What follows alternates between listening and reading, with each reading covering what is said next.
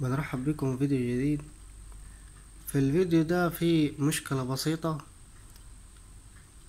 وحلها أبسط. يعني عندنا هنا في دولاب أو كبت زي ده. عندي هنا الضرفتين اللي من تحت دول، منهم الضرفة دي تيجي تفتح وتقفل بتحك في الضرفة اللي فوقيها. هنشوف كده. طبعا ده لو هنا في بوهية هتتقشر كلها مع الوقت، كتر الاحتكاك ده البوهية هتتقشر.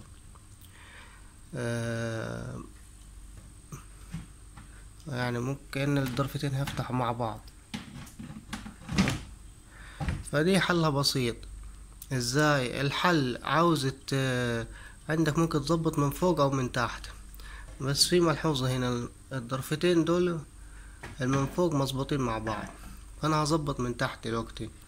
عندي مثلا هاجي هنا، سبق وشرحنا احنا ان التظبيط كله بيكون من المسمارين دول. دي مفصلة اللي هي الاطالة او المطبخ. ده طبعا دي مسامير تثبيت، دي ماليش دخل بيها انا. هما المسمارين دول هما اللي فيهم التظبيط كله. قلنا ان دي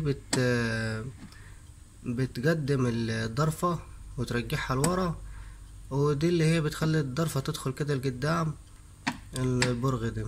فاحنا هنا دلوقتي هنيجي هنا في المسمار ده، هنربط عليه كده، نربط شوية وهنشوفه.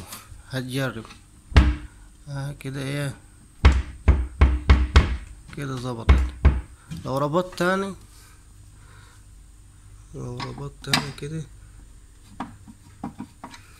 كده نيجي نقفله كده، زادت بقى، فحصل ايه؟ الاحتكاك حصل في الضرفة اللي جنبيه مش اللي فوقيه.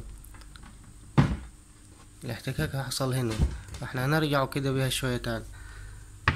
حاجة بسيطة جدا، بس ممكن تسبب لك ان هي لو في بوهية ونهت. نرجع كده، حاجة بسيطة كده، تمام كده ايه.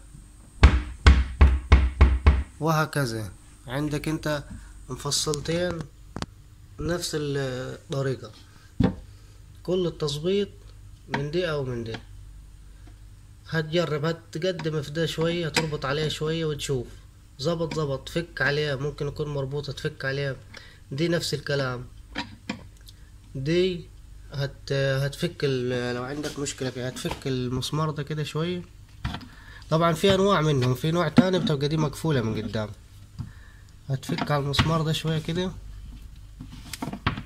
شوف كده اتقدمت اهي، بس حصل فراغ من ورا.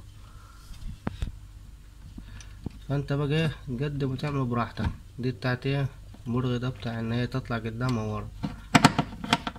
حاجة بسيطة بس حبيت اشارككم فيها لانه بتحصل كتير يعني.